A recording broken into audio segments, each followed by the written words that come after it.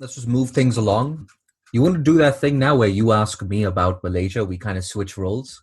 Yeah, I will love to know actually in any cricket, in anywhere, even if we were watching international cricket or we were watching IPL or any domestic leagues. I think the youngsters fascinates me. I think this year Gulshan Saha was a revelation for us.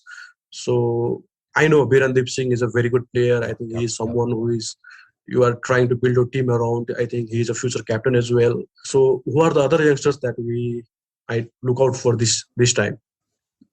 It makes most sense to, of course, start with Virandeep Singh. When I first saw him and when most people first see him, they think, wow, this guy would be amazing in red ball cricket. He just seems to have a lot more time than any other of the Malaysian players or many other players on the associate cricket scene. But one thing about Virandeep is in the last year and a half, he's added a lot of power to his game and he's dramatically improved his range hitting. And you see that in the stats as well. We've seen it in leagues like the MCA T20 Super Series and the T10 Bash, but also in the lead up to the tournament that was played in the Kinrara Oval intra squad matches. Virandeep Singh, to no surprise, he led the run charts once again, but he was striking at 137 on pitches that I don't know if they were designed specifically to assist slow bowlers. I have a feeling they were in preparation for games in Nepal. And he struck at 137. It really was quite stunning. And he scored a century in that preparatory tournament as well. And you compare him to another youngster, a left-hander, southpaw Syed Aziz Mubarak, another very promising cricketer that we'll get to very soon. And Syed Aziz Mubarak, usually very, very fluent, his strike rate was just over 100. So that just gives you an indication of how good Virandeep Singh is. And it's very important to state that he has not yet peaked as a cricketer. We're yet to see the best of Virandeep Singh. But just moving on from Virandeep, this is not a Virandeep Singh appreciation podcast. So just moving on a little bit. Like I said, Southpaw Syed Aziz Mubarak, he adds that left hand variety. And we saw him Mhm. do really well in that preparatory series with the ball. It seems like he wants to develop into a genuine all rounder as well.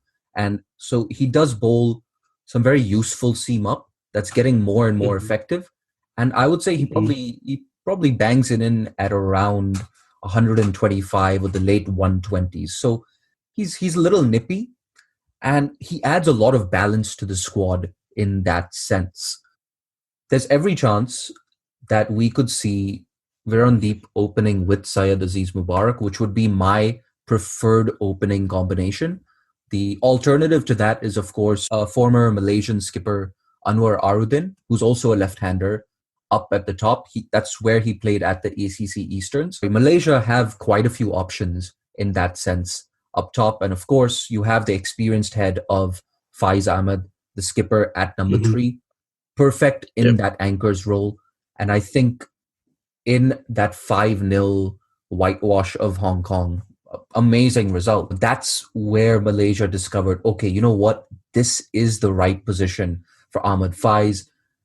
Mhm. He experimented a little bit at number four and number five, not with great Mhm. effect. So you've got him at number four. You've got the finishers in Aminuddin Ramli, big hitter, small guy, hits it miles. And Sharveen Muniandi, who's also a fast bowling all rounder. I don't think his bowling has come on as well as Syed Aziz Mubarak. And then, of course, you have a lot of left arm spinners, including Virandeep's brother, Pavandeep Singh.